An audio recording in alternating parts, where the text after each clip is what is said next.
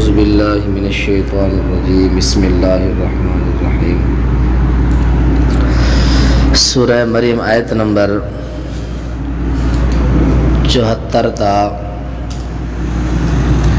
81 تک انشاءاللہ آج پڑھیں گے۔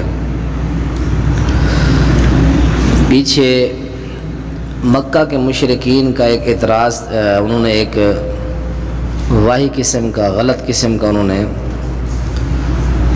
اعتراض کیا تھا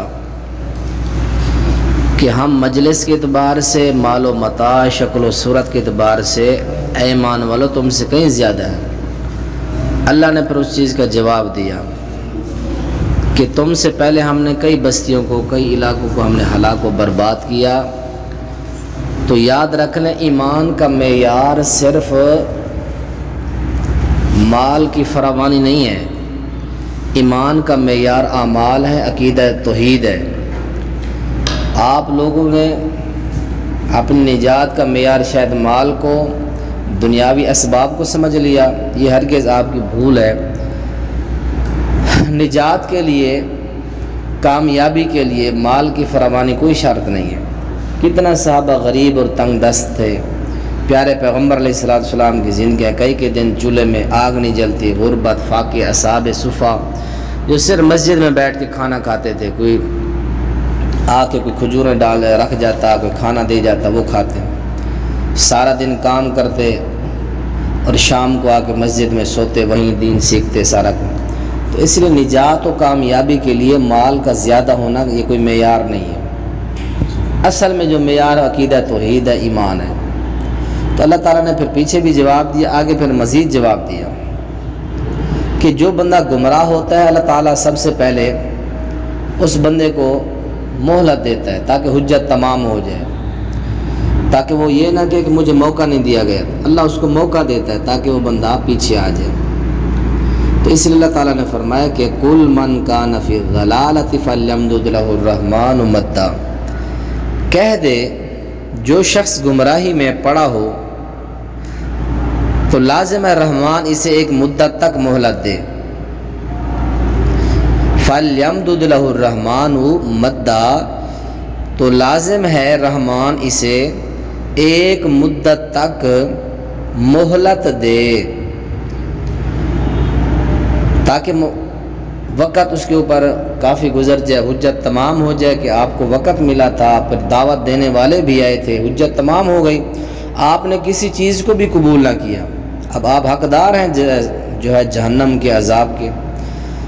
یہاں تک کہ جب حتی اذا رأوا ما یوعدون اما العذاب و اما الساعة، یہاں تک کہ جب وہ اس چیز کو دیکھ لیں گے جس کا ان سے وعدہ کیا جاتا ہے، اس چیز کو وہ دیکھ لیں گے جس کا ان سے وعدہ کیا جاتا ہے، وَإِمَّا السَّاعَةُ، یا تو عذاب یا قیامت کو، یہاں تک کہ جب وہ اس چیز کو دیکھ لیں گے ما یوعدون، جس کا ان سے وعدہ کیا جاتا ہے، اما العذاب و اما الساعة، یا تو عذاب یا قیامت کو، ضرور یا تو عذاب ہے یا قیامت۔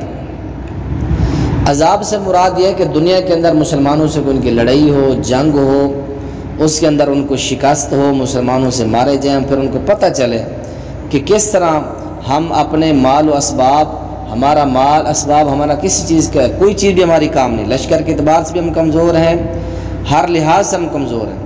یا تو دنیا کے اندر ان کو کوئی عذاب ملے، جنگ ہو، مسلمانوں کے ساتھ شکست ملے، شکست خوردہ ان کو پھر پتہ چلے گا ان کے اصلی حقیقت کا۔ اگر دنیا میں بالفرض ان سے کوئی جنگ نہیں ہوتی، کوئی ہارتے نہیں ہیں، فتح یاب وہ ہو جاتے ہیں، تو پھر قیامت تو ہے نا، قیامت والے دن تو ان کے ساتھ سب کچھ ہوگا۔ عن قریب وہ جان لیں گے کہ کون ہے شر مکان و اضعف جندا، کون ہے جو مقام میں زیادہ برا، لشکر کے اعتبار سے زیادہ کمزور ہے۔ یا تو دنیا کے اندر یہ کیفیت پیدا ہوگی، مسلمانوں سے جنگ ہوگی، قتال ہوگا، حقیقت سامنے آ جائے گی، کون مقام کے اعتبار سے برے ہیں اور لشکر کے اعتبار سے کمزور ہیں۔ اگر دنیا میں یہ کیفیت پیش نہیں آتی تو پھر قیامت کے دن تو ہے نا، قیامت کے دن تو پھر سب حقیقت کھول کر سامنے آئے گی۔ کون ہے جو مقام میں زیادہ برا اور لشکر کے اعتبار سے زیادہ کمزور ہے۔ وَيَزِيدُ اللَّهُ الَّذِينَ اهْتَدَوْا هُدًى۔ اب یہاں سے اللہ تعالیٰ فرماتے ہیں کہ جس طرح اللہ برے لوگوں کو مہلت دیتا ہے، برے لوگ اپنے مہلت کے اندر یہ نہیں کرتے کہ توبہ طیب ہو جائے، اللہ رسول کو منائے یا اچھے اعمال و کردار کریں، نہیں کرتے۔ جس طرح برے لوگوں کو مہلت ملتی ہے وہ برائی میں بڑھتے چلے جاتے ہیں، اسی طرح اللہ ایمان والوں کو بھی ہدایت اور توفیق اور خوشنودی کی جو اللہ تعالیٰ ان کو مہلت دیتا ہے، وہ ایمان والے بھی ایمان میں، نیکیوں میں، اچھے اعمال میں ایمان والے بھی بڑھتے جاتے ہیں۔ جس طرح فَلْيَمْدُدْ لَهُ الرَّحْمَٰنُ مَدًّا، اللہ رحمان ان کو مہلت دے، لیکن وہ مہلت سے کیا فائدہ اٹھاتے ہیں؟ الٹا غلط کام کرتے ہیں، الٹا نافرمانیاں کرتے ہیں۔ جس طرح وہ مہلت سے غلط فائدہ اٹھاتے ہیں، ایمان والوں کو بھی اللہ مہلت دیتا ہے، اللہ ان کو بڑھاتا ہے، تو ایمان والے اس مہلت سے فائدہ اٹھاتے ہوئے مزید سے مزید آگے بڑھتے چلے جاتے ہیں نیکیوں میں، ہدایت میں، اچھے کاموں میں۔ تو فرمایا کہ وَيَزِيدُ اللَّهُ الَّذِينَ اهْتَدَوْا هُدًى، اللہ ان کو جنہوں نے ہدایت پائی، ہدایت میں زیادہ کرتا ہے اللہ، ان کو جنہوں نے ہدایت پائی ہدایت میں زیادہ کرتا ہے۔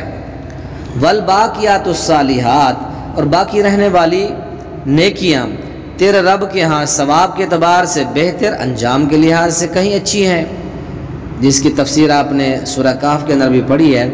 باقیات الصالحات سے مراد باقی رہنے والے نیک اعمال، نیکیاں۔ والباقیات الصالحات،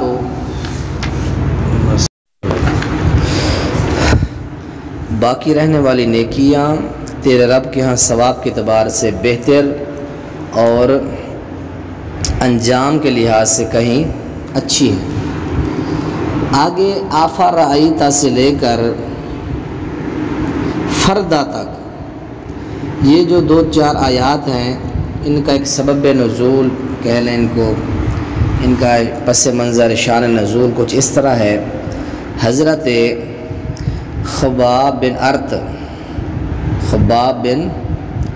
ارت را تا کے ساتھ رضی اللہ تعالیٰ عنہ فرماتے ہیں، صحیح بخاری کتاب البیوع میں حدیث ہے، فرماتے ہیں کہ وَكُنْتُ كَيْنًا فِي الْجَاهِلِيَّةِ وَكَانَ لِي عَلَى الْعَاصِ بْنِ وَائِلٍ دَيْنٌ فَأَتَيْتُهُ أَتَقَاضَاهُ قال أعطيتك حتى تكفر بمحمد صلى الله عليه وسلم فقلت لا أكفر حتى يميتك ثم تبعث قال دعني حتى أموت وأبعث فسأعطيني مالا وولدا فأكزيك فنزلت هذه الآية۔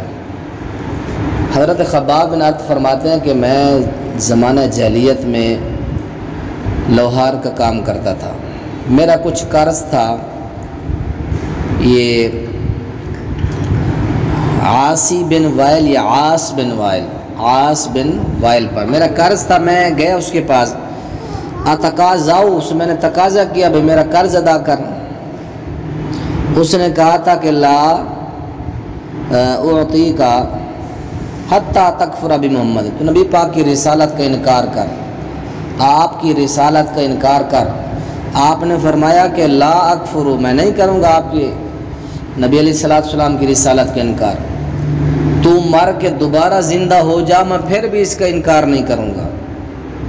تو پھر اس نے اس چیز کو مذاق بنایا، مر کے دوبارہ زندہ ہونے کو اس نے مذاق بنایا۔ اس نے کہا کہ پھر ٹھیک ہے، میں جب مروں گا پھر دوبارہ زندہ ہوں گا، پھر میں جب دوبارہ زندہ ہوں گا تو میرے پاس اس وقت مال بہت زیادہ ہوگا، اولاد بھی بہت زیادہ ہوگی، تو اس وقت تو میرے پاس آنا، فَأَقْضِيكَ، میں تیرا تقاضا تیرا دین ادا کر دوں گا۔ اس پر یہ آیت اللہ تعالیٰ نے پھر آیات نازل فرمائیں۔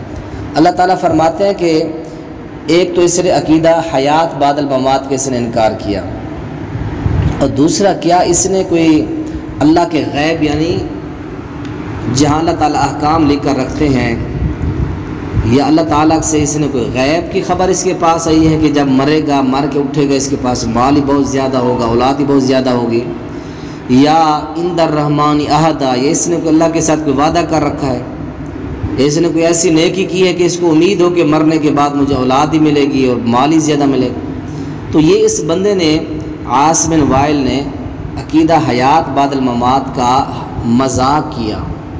اللہ تعالیٰ نے پھر یہ آیات نازل فرمائی، آفرأیت الذی کفر بآیاتنا، کیا تو نے اس شخص کو دیکھا، اے مخاطب یا پیارے پیغمبر، کیا تو نے اس شخص کو دیکھا جس نے ہماری آیات کا انکار کیا اور کہا مجھے ضرور ہی مال اور اولاد دی جائے گی۔ اس نے کہا تھا نا بھی حضرت خباب بن ارت کو کہ جاؤ، قیامت کے دن جب میں دوبارہ زندہ کیا جاؤں گا مجھے اولاد مال ملے گی۔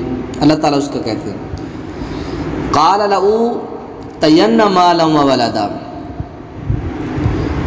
مجھے ضرور ہی مال اور اولاد دی جائے گی۔ آگے اللہ تعالیٰ پھر فرماتے ہیں اطلع الغیب ام اتخذ الرحمن، کیا اس نے غیب کو جھانک کر دیکھ لیا ہے یا اس نے رحمان کے ساتھ کوئی عہد کر رکھا ہے؟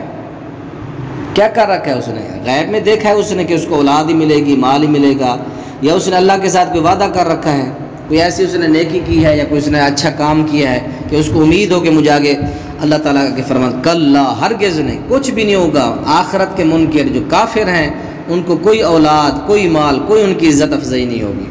کلا، ہرگز نہیں، ہم ضرور لکھیں گے، سنکتب، لکھیں گے جو وہ کہہ رہے ہیں، جو وہ کہتا ہے، ہم اس چیز کو ضرور لکھیں گے جو وہ کہتا ہے۔ کلا سنکتب، ہرگز نہیں، ہم ضرور لکھیں گے جو وہ کہتا ہے۔ وَنَمُدُّ لَهُ مِنَ الْعَذَابِ مَدًّا، اور اس کے لیے عذاب میں بڑھائیں گے بہت بڑھانا۔ وَنَرِثُ مَا يَقُولُ وَيَأْتِينَا فَرْدًا، ہم اس کے وارث ہوں گے ان چیزوں میں جو یہ کہہ رہا ہے۔ وَيَأْتِينَا فَرْدًا، اور یہ اکیلا ہمارے پاس آئے گا، کوئی اس کے ساتھ نہیں ہوگا، نہ اس کی اولاد، جس کا یہ کہہ رہا نا کہ اولاد بھی میرے پاس بڑی ہوگی، مال بھی بڑا ہوگا، کچھ بھی نہیں ہوگا، اکیلا نہتھا اللہ کے پاس آئے گا یہ۔ وَاتَّخَذُوا مِن دُونِ اللَّهِ، اور انہوں نے اللہ کے سوا اور معبود بنا لیے۔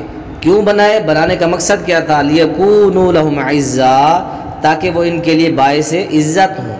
جن کو خدا معبود نعوذ باللہ بنایا اس لیے کہ ہماری عزت کا ہمارے آگے جو ہے معاملات کے اندر معاون ثابت ہوں گے، کہ وہ باعث عزت ہوں۔ کلا، ہرگز ایسا نہ ہوگا، سیکفرون عن عبادتہم، جن کو انہوں نے خدا معبود بنایا کہ ہم باعزت ہو جائیں گے ان کی عبادت کی وجہ سے۔ اللہ جواب دیتے ہیں کوئی بھی ان کی مدد نہیں کرے گا۔ ضعف الطالب والمطلوب، پکارنے والا جس کو پکارا گیا سارے اس دن کیا ہوں گے؟ مطلوب، ضعف الطالب والمطلوب، کمزور ہوں گے وہاں، عابد بھی معبود بھی وہاں، مشرک اور جن کی مشرک متبع تھے اتباع، وہ سارے کمزور ہوں گے، شاذور اس وقت اللہ تعالیٰ ہوگا۔ یکفرون بعبادتہم، ان قریب وہ ان کی عبادت کا انکار کر دیں گے اور ان کے خلاف مد مقابل ہوگا، ان کی الٹا ان کے خلاف ہو جائیں گے۔ ہاں جی، الٹا اطلع الغیب، کیا اس نے غیب کو جھانک کر دیکھا ہے؟ کیا اس نے غیب کو جھانک کر دیکھ لیا ہے؟ وعند الرحمن عہدا، یا اس نے رحمان کے ہاں کوئی عہد رکھا ہے، یا اس کو کوئی ایسا یقین ہے کہ میں نیک اعمال کر کے جا رہا ہوں، یا اللہ نے اس کے ساتھ وعدہ کیا کہ تو مرنے کے بعد آئے گا، تجھے اولاد بھی دوں گا، مال بھی دوں گا، سب کچھ دوں گا۔ اور کوئی لفظ دیکھو، باقی رہنے والی نیکیاں تیرے رب کے ہاں ثواب کے اعتبار سے بہتر اور انجام کے لحاظ سے کہیں اچھی ہیں۔ اصل چیز یہ ہے، یہ دعوے جو کر رہے ہیں نا پیچھے کہ ہمیں بس سب کچھ ایسے مل جائے گا، کرو گے تو آگے باقی رہیں گی نا، کیا بھی کچھ نہیں ہے، تم الٹا تم خالی ہوا کے اندر یہ دعوے کر رہے ہو، کوئی تمہاری نیکی جمع نہیں ہے، کوئی نام اعمال میں نیک ایمان تک نہیں لائے تم۔ باقی رہنے والی نیکیاں تیرے رب کے ہاں ثواب کے اعتبار سے بہتر اور انجام کے لحاظ سے کہیں اچھی ہیں۔ جی، کل من کانا، کہہ دے پیغمبر جو شخص گمراہی میں پڑا ہو تو لازم ہے رحمان اسے ایک مدت تک مہلت دے۔ امیتخذ، کیا اس نے رحمان کے ہاں کوئی عہد لے رکھا ہے؟ کیا اس نے رحمان کے ہاں عہد لے رکھا ہے؟ یہ جو عاص بن وائل تھا جس نے کہا تھا مجھے اولاد بھی ملے گی مرنے کے بعد اور مجھے پیسہ بھی سب کچھ وہاں زیادہ ملے گا، کہ اس نے کوئی غیب میں دیکھ کر اس طرح بات کی ہے یا اس نے اللہ کے ساتھ کوئی عہد وعدہ کر رکھا ہے؟ تو کل انشاءاللہ پھر آگے یہ سورہ مریم کا آخری رکوع پڑھیں گے انشاءاللہ۔